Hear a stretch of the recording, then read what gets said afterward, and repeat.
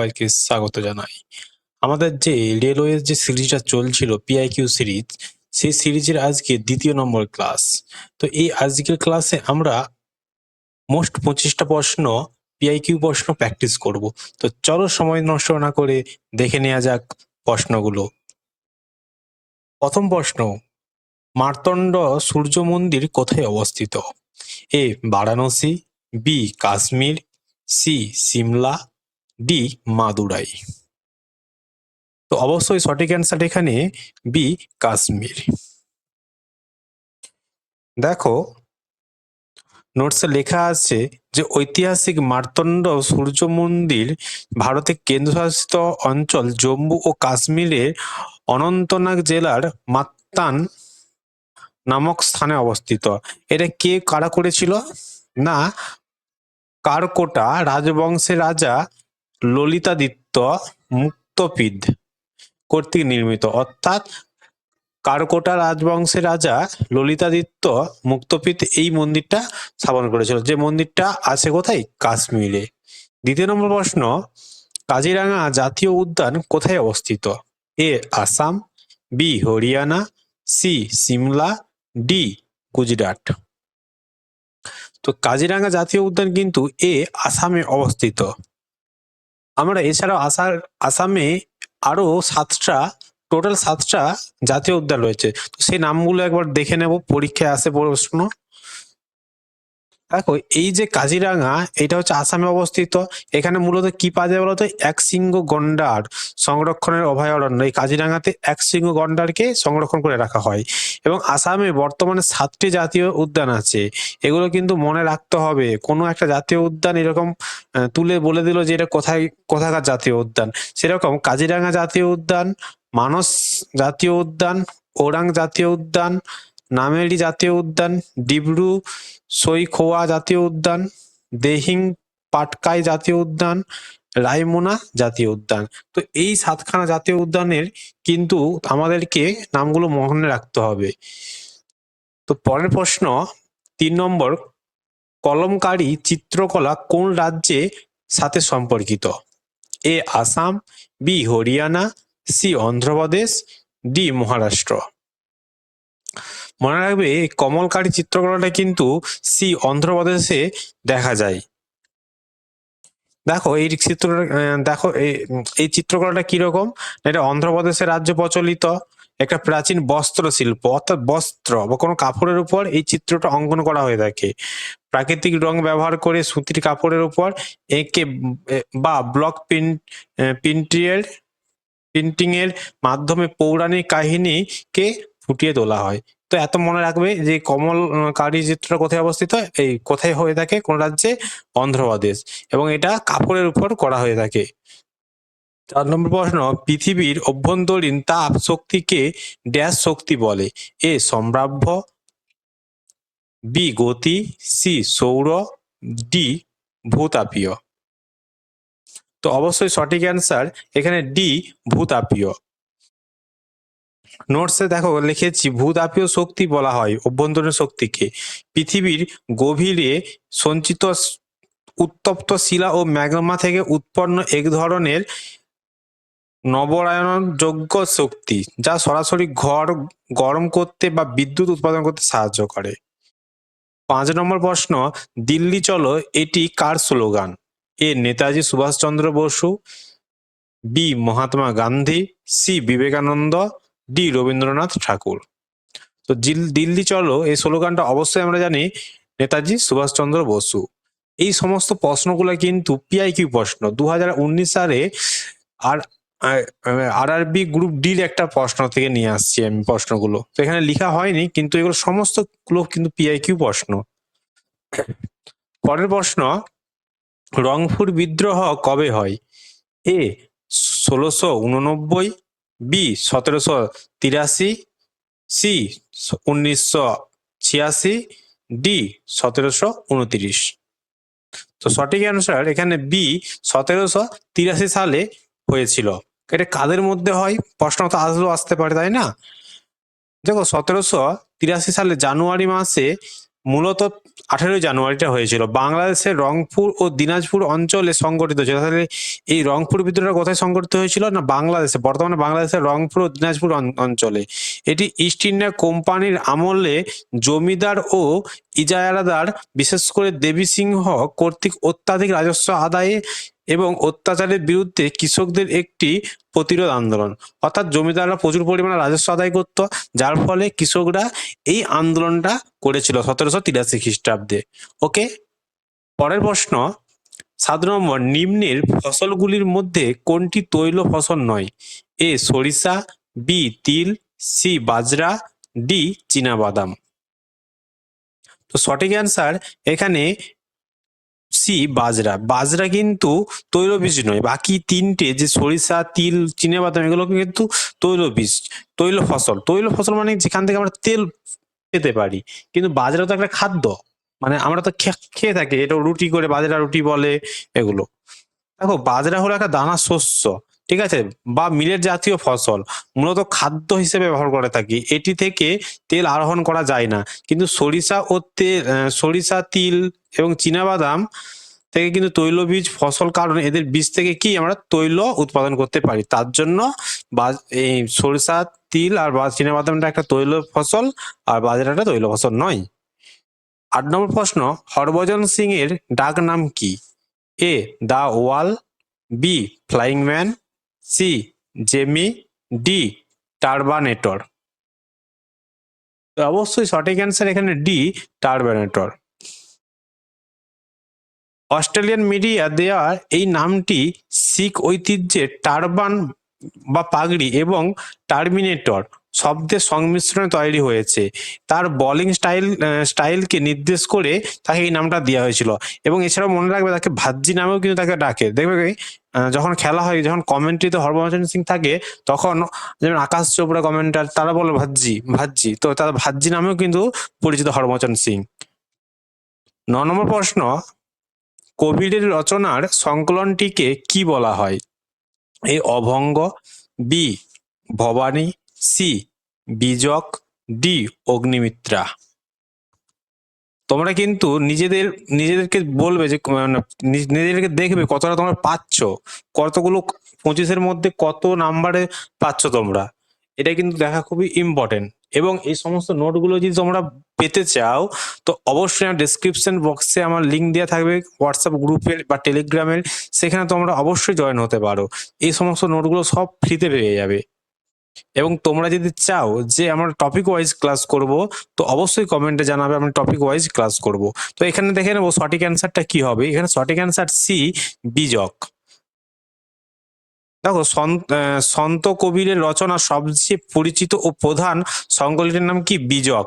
বলা হয় 1500 শতকে এই রহস্যবাদী কবির বাণী, দোহা এবং পদগুলো মূলত বীজক এই একত্রিত করা হয়েছে। এছাড়াও কবিরের রচনা অন্যান্য উল্লেখযোগ্য সংকলন হলো কবির গ্রন্থওয়ালী, সখী গ্রন্থ এবং শিখেদের আদি গ্রন্থ বা গুরু গ্রন্থ সাহিব। এগুলো সবই কিন্তু সন্ত কবিরের রচনা।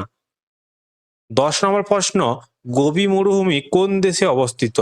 এ আমেরিকা, আমেরিকা বানানটা একটু ভুল আছে, B Chile, C Japan, D Mongolia. তো গোবি মরুভূমি অবশ্যই কিন্তু ডি মঙ্গোলিয়াতে রয়েছে।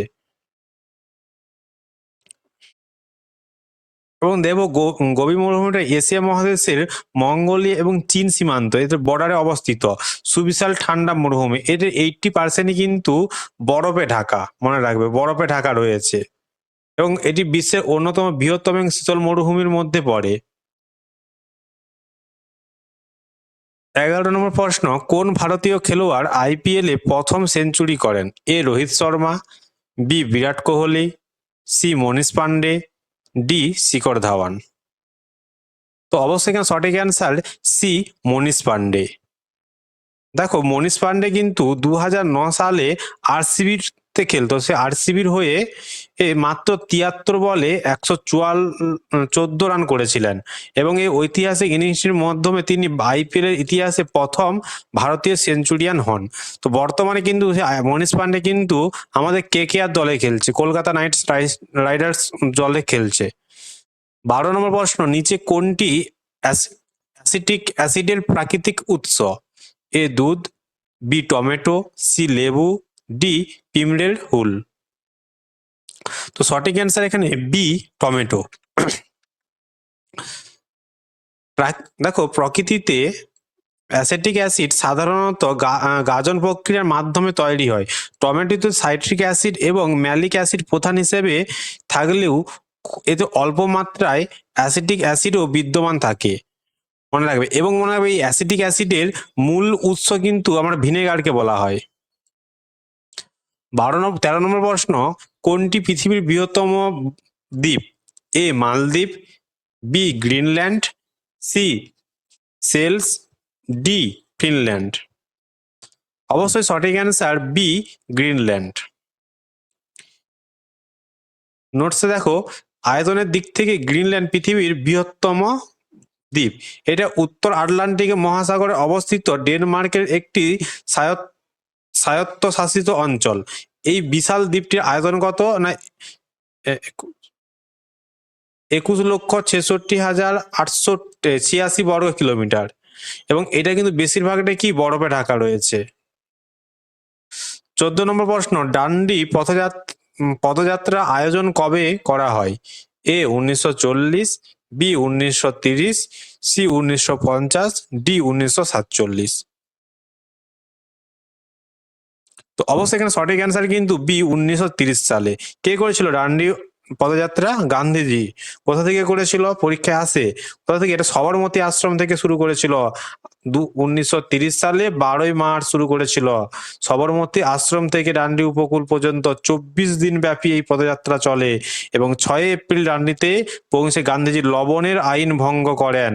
এটি ছিল ব্রিটিশদের লবণের উপর কর এবং একচেটিয়া আধিপত্যের বিরুদ্ধে একটি অহিংস প্রতিবাদ।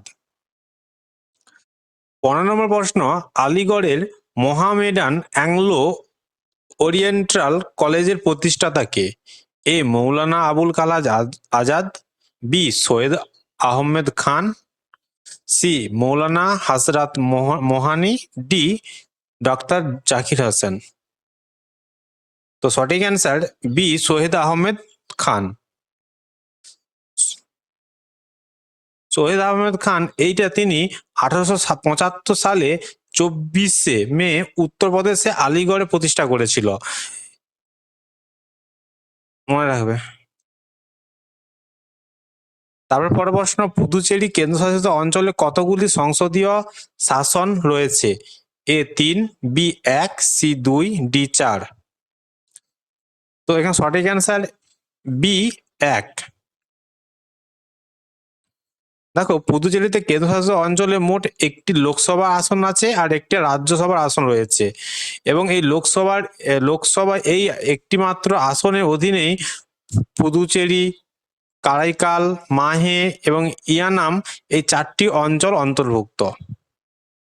17 নম্বর প্রশ্ন, মাটিকে আলগা করা বা উলটপালট করার প্রক্রিয়াকে কি বলে? Grassroot, B ploughing, C weeding, D sow. এখানে সঠিক অ্যান্সার কিন্তু বি প্লাউইং। 18 নম্বর প্রশ্ন, লোকসভা চেয়ারম্যান তার পদত্যাগ পত্র কার কাছে প্রেরণ করেন? মানে লোকসভা চেয়ারম্যান যখন পদত্যাগ দেবে তখন সেটা তার যে পদত্যাগের যে পত্রটা সেটা কার কাছে দেবে? এ প্রধানমন্ত্রী, বি রাষ্ট্রপতি, সি লোকসভা ডেপুটি স্পিকার, না ডি সংসদ বিষয়ক মন্ত্রী। তো অবশ্যই এখানে সঠিক অ্যান্সার কিন্তু সি লোকসভার ডেপুটি স্পিকার। লোকসভার চেয়ারম্যান তার লোক পদত্যাগটা করার কাছে ডেপুটি স্পিকারের কাছে প্রেরণ করবেন। সংবিধানের 94 ধারা অনুচ্ছেদ অনুযায়ী স্পিকার চাইলে যে কোনো সময় ডেপুটি স্পিকারের কাছে তার পদত্যাগ কিন্তু জমা দিয়ে দিতে পারে, এবং একইভাবে ডেপুটি স্পিকার পদত্যাগ করতে চাইলে কিন্তু স্পিকারের কাছে পদত্যাগ পত্র জমা দিতে হবে, এগুলো মনে রাখবে। 19 নম্বর প্রশ্ন, সুলতান আজলান শাহ কাপ কোন খেলার সাথে জড়িত? A hockey, B golf, C rowing, D চেসিং। তো অবশ্যই সঠিক অ্যান্সার এখানে এ হকি। দেখো হকি খেলার সঙ্গে আরো আমাদের কিছু মানে কাপ জেনে রাখতে হবে, যেমন এশিয়া কাপ, তারপরে হকি বিশ্বকাপ, champion trophy, Aga Khan cup, Beighton cup, Dhyan Chand trophy, Randhir Singh cup, Bombay gold cup এবং রাঙ্গাস্বামী ট্রফি। এছাড়াও নারীদের জন্য রতন টাটা ট্রফিও গুরুত্বপূর্ণ, কিন্তু হকি খেলার সঙ্গে এই সমস্ত কাপগুলো বা ট্রফিগুলো কি গুরুত্বপূর্ণ। 20 নম্বর প্রশ্ন, কনিষ্ক কোন বংশের শ্রেষ্ঠ রাজা ছিলেন? এ মৌর্য, বি কুষাণ, সি গুপ্ত, ডি চালুক্য।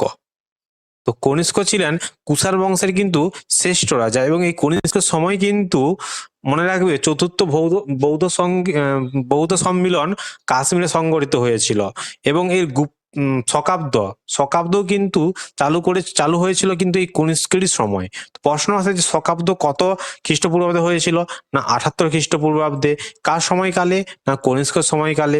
কনিষ্ক ছিল কে? না কুষাণ বংশের রাজবংশের একটা শ্রেষ্ঠ রাজা, এবং এদের কুষাণ বংশের রাজধানীটা কি ছিল? না পেশোয়ার বা পুরুষপুর, এবং মথুরাও ছিল। এবং আমি বলে দিলাম যে তিনি বৌদ্ধ ধর্মের মহান পৃষ্ঠপোষক ছিলেন, এবং তার রাজত্বকালে কাশ্মীরের চতুর্থ বৌদ্ধ সঙ্গীতি অনুষ্ঠিত হয়েছিল। কটা বৌদ্ধ? না চারটা বৌদ্ধ সঙ্গীতি হয়েছিল, তার মধ্যে চতুর্থটা কে করেছিল? কুষাণ। 21 নম্বর প্রশ্ন, হাইড্রোজেনের পারমাণবিক সংখ্যা কত? এ 0, বি 2, সি 1, ডি 3। তো অবশ্যই এখানে সঠিক অ্যান্সার কিন্তু সি 1। দেখো হাইড্রোজেনের পারমাণবিক সংখ্যা কিন্তু 1, এটি পর্যায় সারণীর প্রথম এবং সবচেয়ে হালকা মৌল, যার নিউক্লিয়াসে একমাত্র প্রোটন আছে। এই নোটস গুলো কিন্তু এক্সট্রা করে যে নোটস গুলো দিচ্ছি, অবশ্যই কিন্তু এগুলো তোমাদেরকে দেখে রাখতে হবে। 22 নম্বর প্রশ্ন, ঘুমুর কোথাকার লোকনৃত্য? A Rajasthan, B Bihar, C Meghalaya, D Assam. তো সঠিক অ্যান্সার এক্ষেত্রে এ রাজস্থান। রাজস্থানে কিন্তু ঘুমুর নৃত্য খুবই ফেমাস একটা নৃত্য, মনে রাখবে, যেমন বিহু আসামে সেরকম। তো ভারতের রাজস্থানের রাজ্যে একটি ঐতিহ্যবাহী লোকনৃত্য এটি মূলত ভিল উপজাতির নারীরা দেবী সরস্বতী আরাধনায় শুরু করলেও বর্তমানে রাজপুত সহ অন্যান্য সম্প্রদায়ের নারীরাও এটি পরিবেশন করে। বলছে প্রথম কিন্তু এরা শুরু করেছিল কারো কোন উপজাতির? না ভিল উপজাতির নারীরা দেবী সরস্বতী আরাধনায়, তারপর এখন রাজপুত সহ অন্যান্য সম্প্রদায় সবাই করে রাজস্থানে এখন। 23 নম্বর প্রশ্ন, উত্তরাখণ্ডের রাজধানী কি? A Agartala, B Shimla, C Dehradun, D Bhopal. তো অবশ্যই আমরা সবাই জানি যে সি দেরাদুন হচ্ছে উত্তরাখণ্ডের রাজধানী। 24 নম্বর প্রশ্ন, ভারতীয় সংবিধানে তফসিলে কতগুলি ভাষা তালিকাভুক্ত করা হয়েছে? এ 18, বি 22, সি 14, ডি 15। তো অবশ্যই এখানে বি সঠিক অ্যান্সার, 22টা। ভারতীয় সংবিধানের 8ম তফসিলে বর্তমানে 22টা ভাষা করা হয়েছে। 1950 সালে 14টা ভাষা ছিল, তা পরবর্তীকালে বিভিন্ন অ্যামেন্ডমেন্টের মাধ্যমে বর্তমানে 22টা হয়েছে। এই 22টা ভাষা কি কি? যেমন অসমিয়া, বাংলা, বড়ো, ডোগরি, গুজরাটি, হিন্দি, কন্নড়, কাশ্মীরি, কোঙ্কণ, মৈথিলি, মালায়ালম, মণিপুরি, মারাঠি, নেপালি, উড়িয়া, পাঞ্জাবি, সংস্কৃত, সাঁওতালি, সিন্ধি, তামিল, তেলেগু এবং উর্দু। এই 22টা শব্দ বর্তমানে 22টা ভাষা বর্তমানে আমাদের তফসিলে রয়েছে, 8ম তফসিলে। তো 25 নম্বর প্রশ্ন এবং আজকে শেষ প্রশ্ন, পঞ্চায়েত নির্বাচন কর্মী মণ্ডলী জনক হিসেবে কে পরিচিত? A Lord Morley, B Lord Ripon, C Lord Minto, D Lord Chelmsford. তো এই ক্ষেত্রে সঠিক অ্যান্সার লর্ড মিন্টো। তো এই সমস্ত সমস্ত প্রশ্নগুলো কিন্তু পিআইকিউ ছিল। তো তোমরা যদি আরো প্র্যাকটিস করতে চাও, টপিক ওয়াইজ প্র্যাকটিস করতে চাও, আমাকে অবশ্যই কমেন্টে জানাবে, এবং এই ভিডিওটা যদি ভালো লাগে অবশ্যই কিন্তু একটা লাইক এবং সাবস্ক্রাইব করবে। দেখো, এই ক্লাসগুলো তোমাদের জন্য করাতে আমাকে খুব কষ্ট করতে হয়, অনেকক্ষণ স্ক্রিনের টাইমে বসে বিভিন্ন বই থেকে বিভিন্ন জায়গা থেকে প্রশ্নগুলোকে তুলে আনতে হয়, এনে একটা জায়গায় বানিয়ে তারপরে ভিডিও করতে হয়।